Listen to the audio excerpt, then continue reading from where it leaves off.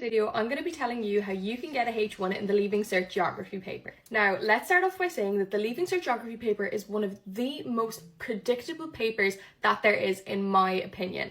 I did so much research on all of the past papers before I sat mine, and that was such an addition to my study because I didn't waste time on things that weren't going to come up, which actually didn't come up, and I studied exactly what I needed to. Basically, what I'm saying is get to know your questions and get to know the pattern of your questions that come up each year. Because you know, if you do geography, there's a certain number of topics and a certain number of questions within those topics which they can ask you. And each year, realistically, they're just paraphrasing different questions to make sure that they stay within the topics.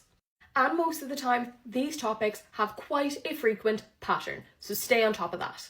Second piece of advice is get to know the topics that come up every single year, because there is topics that come up every single year. So once you know those and you learn them off, that is guaranteed marks that you know you are going to get once you walk into that exam. As well as those guaranteed marks, get to know your short questions. We all know the short questions are things we've learned for the past 6 years. From first year to sixth year, they are the simplistic foundations of all of the geography chapters which you've studied. They're easy marks, and acing those before you go into the exam makes you more or less guaranteed to have seen every single short question before.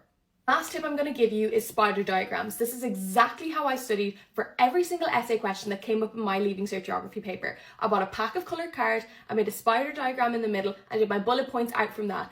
This is where I knew that my bullet points were for each paragraph in every single essay that I learned for my geography paper. And with that, best of luck in your Leaving Cert Geography this year.